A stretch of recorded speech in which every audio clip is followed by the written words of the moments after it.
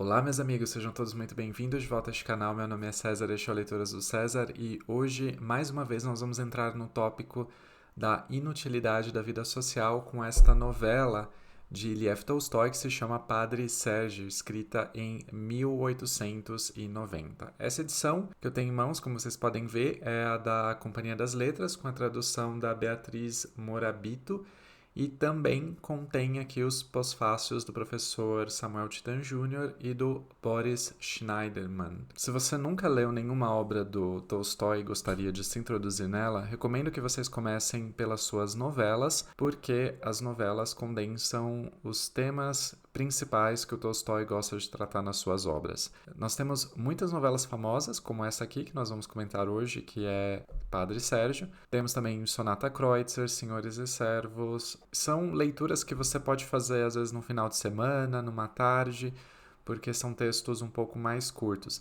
Parece que o Tolstói gostava de uns textos um pouco mais curtos, ou seus grandes romances que são os verdadeiros calhamaços, como Ana Karenina e Guerra e Paz. Em geral, as pessoas costumam ler Ana Karenina e deixam Guerra e Paz para lá, porque Guerra e Paz é um livro extremamente longo, e eu confesso que eu mesmo ainda não parti para essa obra, mas um dia a gente chega lá.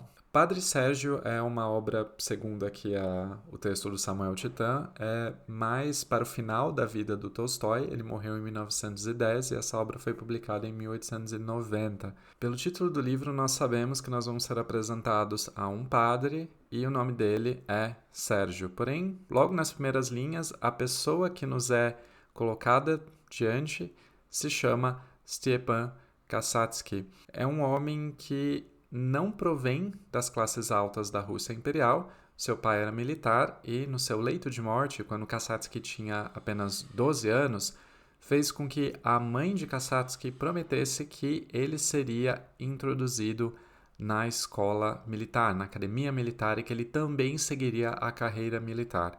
A carreira militar na Rússia imperial era uma das formas de ascensão social. Kasatsky, não pertencendo às classes altas da Rússia imperial, poderia, por meio dessa carreira militar, talvez almejar por uma ascensão com algum casamento que fosse mais vantajoso para ele. Kasatsky nos é apresentado com uma personalidade muito dominante, alguém bastante ousado, alguém que sabe o que quer da vida e que sabe planejar a sua vida para atingir aqueles objetivos. Ele é muito dedicado e ele tem aspirações à perfeição.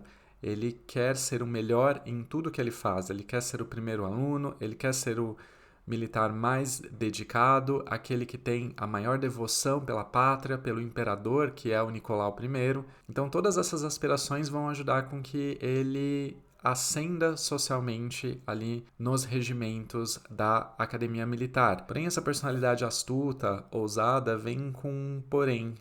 Kasatsky é também uma pessoa bastante impulsiva e que tem uma certa tendência a resolver as coisas por meio da violência. Isso já vai ser mostrado logo nas primeiras páginas. Não obstante, seu crescimento acima do normal era belo e ágil. Seria um cadete modelar, não fosse o temperamento arrebatado. Não bebia, não se entregava à libertinagem e era admiravelmente sincero. O que o impedia de ser um exemplo eram seus súbitos ataques de cólera, momentos em que perdia completamente o autocontrole e virava um animal. Certa vez, quase atirou janela fora um cadete que começou a zombar de sua coleção de minerais. Em outra ocasião, por pouco não foi perdoado. Lançou uma travessa inteira de costeletas em um administrador, jogou-se para cima dele e, segundo diziam, golpeou o oficial porque este havia quebrado sua palavra e dito uma mentira deslavada. Ele certamente teria sido rebaixado se o diretor da academia não tivesse abafado todo o caso e expulsado o administrador. Enfim, o Kasatsky é um homem que não veio ao mundo a passeio. Assim que se forma na academia militar, Kasatsky se coloca como objetivo ingressar na vida social e aí buscar também a sua ascensão, talvez por meio de algum casamento vantajoso. Ele é uma pessoa bastante extrovertida, uma pessoa que é vista como alguém muito bonito, muito charmoso, então isso não deveria ser para ele uma grande dificuldade. Porém, o Kasatsky também é uma pessoa bastante orgulhosa e ele quer se casar com alguém que, claro, que permita que ele tenha uma ascensão social, mas ao mesmo tempo também que ele possa se apaixonar de verdade, enfim, ter um casamento aí bastante proveitoso para ele. E ele, ao fim, conhece uma moça, que é uma condessa, que eu vou tentar pronunciar o nome dela aqui, vamos ver se eu consigo. Que é a Condessa Korotkova. Nós vamos chamar de Condessa mesmo. Kasatskin, como eu disse, é aquela pessoa que tudo que ele faz, ele quer ser o melhor, ele quer colocar um empenho máximo em absolutamente tudo que ele faz. O seu noivado com a condessa é também permeado por esse mesmo sentimento de devoção. Ele idealiza a sua noiva de uma maneira tal que vai provocar um certo perturbamento na sua vida, digamos assim, uma reviravolta. Como muito frequentemente acontece, as pessoas que conseguem ver muito mais além, que conseguem planejar o seu futuro, que têm um grande esquema para a maneira como ela quer que as coisas se constituam, essas pessoas, no geral, costumam ter uma certa dificuldade para ver os detalhes, para ver aquilo que está próximo e pontual. E assim era. A sua condessa era uma moça que tinha, digamos assim, um passado. E era um passado que era conhecido por toda a cidade, mas não era conhecido pelo pobre do Kasatsky. Ela havia sido amante de nada mais, nada menos que o próprio imperador, o Nicolai I. Isso havia sido no passado, era uma história do passado. Ela não mantinha mais essa relação, mas era algo que todos sabiam, menos o Kasatsky. Ela, por uma questão de boa-fé, resolve revelar a verdade para o seu noivo para que não haja segredos entre eles quando eles se casarem. E quando a verdade é revelada a Kasatsky, numa bela tarde de primavera, o seu mundo vira de cabeça para baixo. As duas pessoas a quem ele devotava um sentimento de admiração, de idealização, que era um imperador, e a sua noiva, a condessa, haviam tido um caso. Isso deixa ele completamente devastado. A gente pode pensar um pouco nos sentimentos que o Kasatsky teve, não apenas esse sentimento de talvez de traição ou mesmo de orgulho ferido, mas de que o seu ideário de perfeição ele é completamente destruído.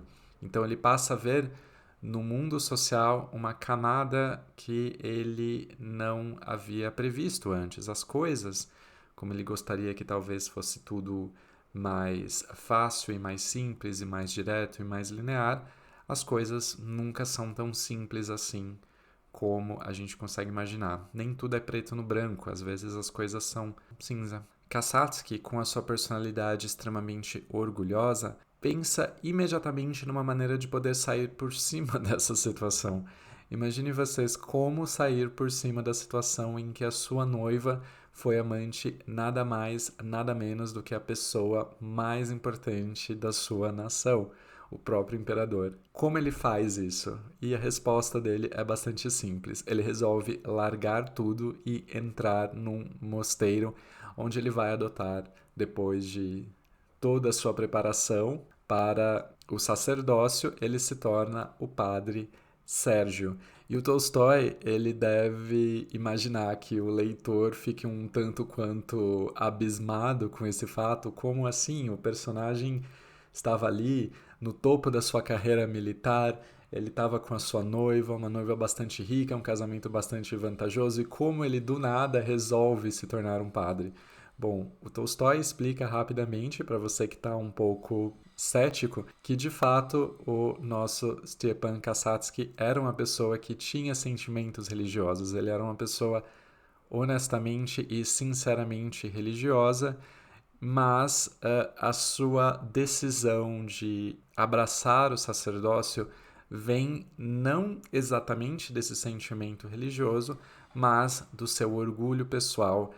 Essa é a sua maneira de lidar com aquela situação, é simplesmente largar a vida social e ir para um mosteiro. Assim ele mostraria para todos que ele era superior a tudo isso, que todas essas intrigas sociais, essa teia de relacionamentos, para ele não importaria mais, porque ele estaria acima disso, ele se tornaria um servo de Deus e todas as questões sociais, para ele não diriam mais respeito. E isso é a maneira em que ele queria dar um recado para o mundo de que ele era melhor do que tudo isso. Kassatski, quando adota esse nome de Padre Sérgio, a sua personalidade não muda, ele continua sendo a mesma pessoa e no sacerdócio, assim como na vida militar, ele quer ser o melhor dos padres. E nunca se esquecendo desse seu sentimento que o levou ao sacerdócio, ele quer um sacerdócio que seja inteiramente devotado a Deus, que qualquer sutileza da vida social seja abandonada para ele.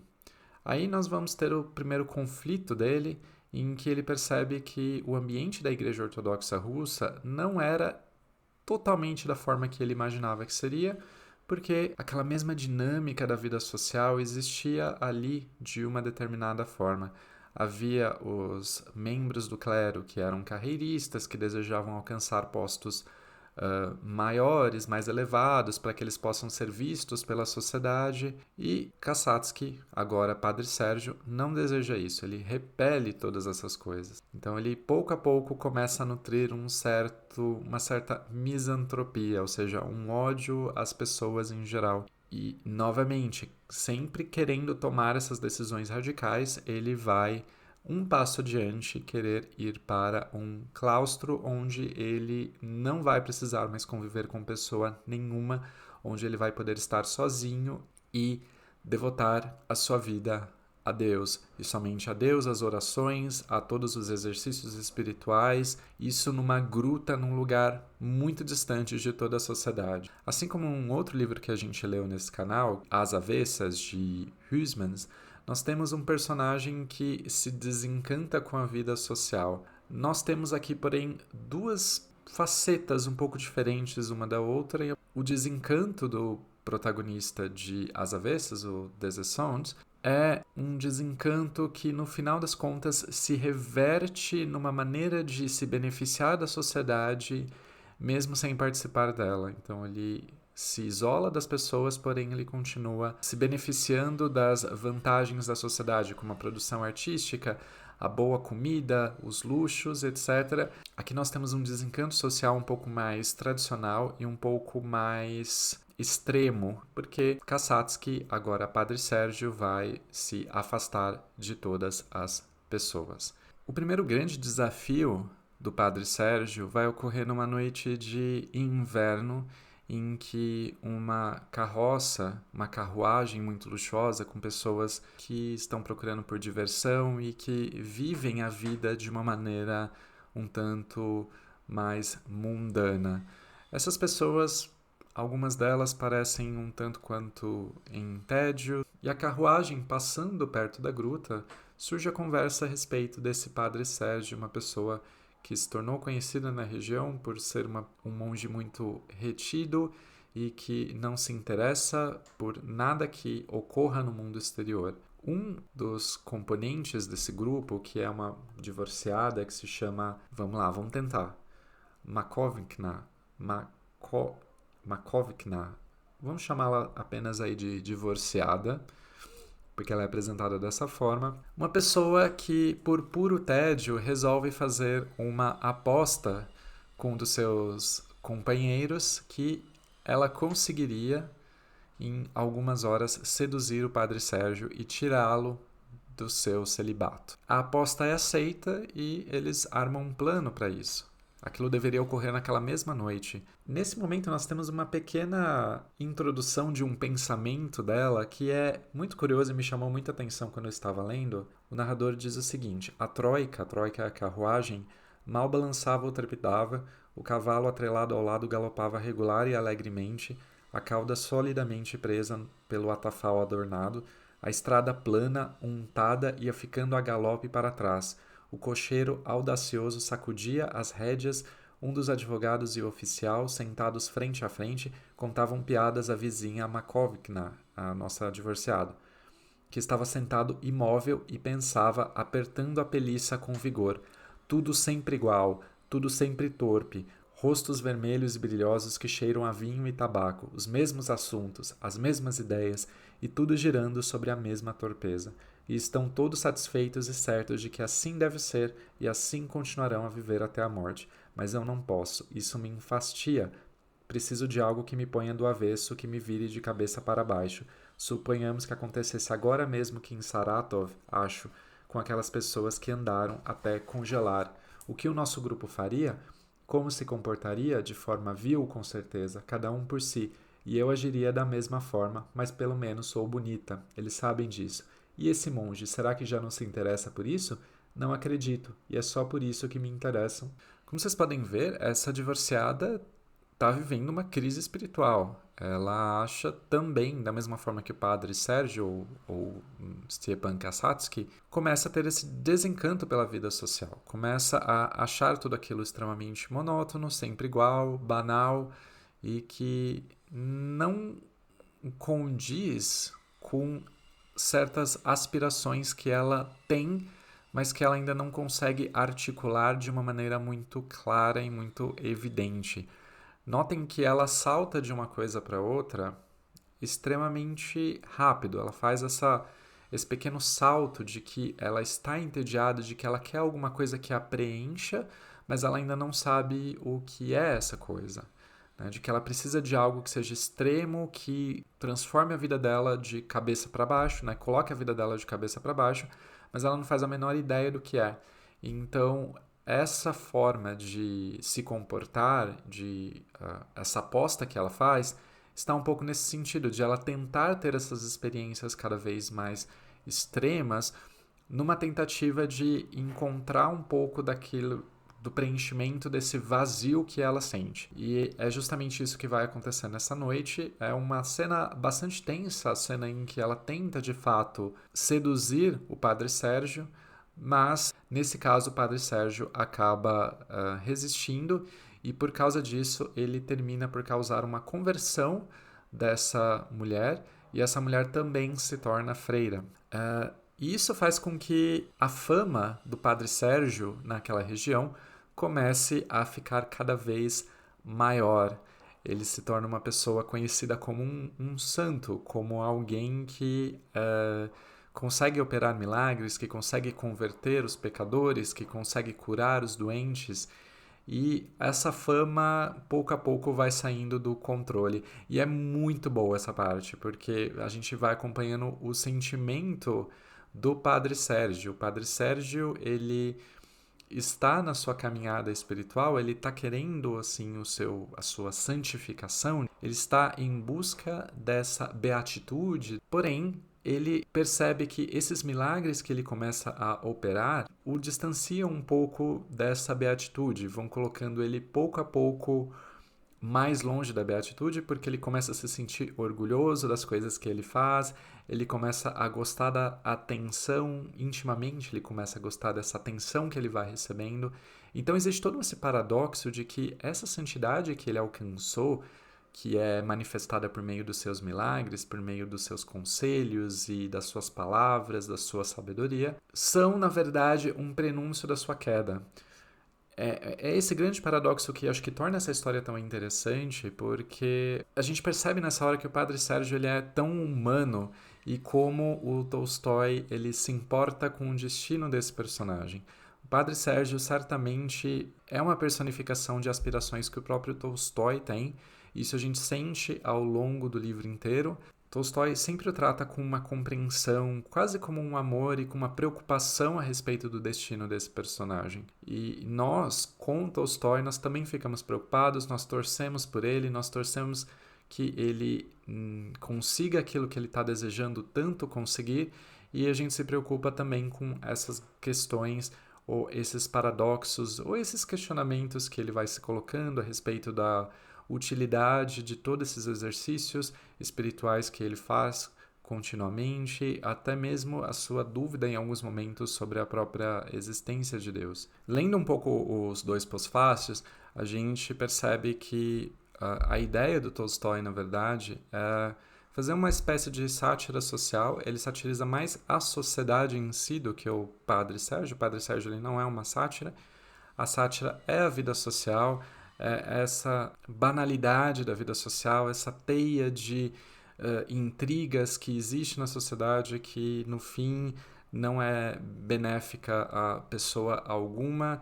Ele faz aqui quase uma apologia à solidão. A grande iluminação, no fim, é a maneira como, pelo menos aqui a gente vê que o Tolstói está exibindo uma visão muito particular que ele tem a respeito da religião.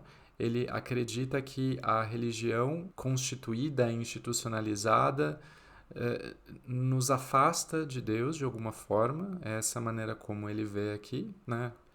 E que para ele Deus está nas atitudes. Ele faz essa constatação de que ao final servir a Deus é servir aos homens, é servir as pessoas que estão ao nosso redor. Existe uma pequena transição, esse Padre Sérgio vai fazendo pequenas evoluções no pensamento dele até ao final ele chegar a um tipo de iluminação que é um pouco diferente daquela que ele almejava no começo e que ela consegue se destituir desse sentimento da glória terrena, de que ele não está ali para alcançar a perfeição como vista pela sociedade, mas é uma perfeição interior, é um olhar puramente interior. A gente percebe que não apenas nesse livro, mas em outros também, que o Tolstói ele tem uma visão um pouco mais individualista a respeito de todas as coisas, e que aqui está muito bem expressa com esse personagem que, como eu falei, é essa grande aspiração a uma libertação das amarras sociais em direção a essa perfeição. É algo bastante paradoxal e muito sutil a questão que ele está colocando aqui, mas eu consigo ver um pouco por que ele causou tanta polêmica com esse livro. É um livro que expressa uma visão que certamente não é muito ortodoxa a respeito de Deus e a respeito da religião, mas é uma visão fascinante. Eu acho que o Tolstói ele é uma figura muito importante, eu acho que culturalmente, porque ele influenciou alguns pensamentos que foram aparecendo no século XX, como, por exemplo, a resistência não violenta, pacifismo. É uma obra brilhante, assim, me tocou bastante. Apesar de o final parecer um tanto quanto apressado, li que algumas pessoas, que uma parte da crítica costuma criticar o final dele, porque ele parece ser quase como uma solução Deus Ex Machina, uma solução que vem do nada. Mas, apesar disso, eu acho que os ideários dele estão muito bem expressos aqui e no final nós temos uma obra bastante breve e que é tocante, que eu acho que vale a pena que vocês confiram. Bom, espero que vocês tenham gostado deste vídeo. Se vocês gostaram, eu peço que vocês deixem o like de vocês e peço também humildemente que, se possível, se inscrevam nesse canal para mais conteúdo e continuar nos ajudando aqui, tá bom? Desejo a vocês uma boa semana e boas leituras. Até a próxima. Tchau, tchau.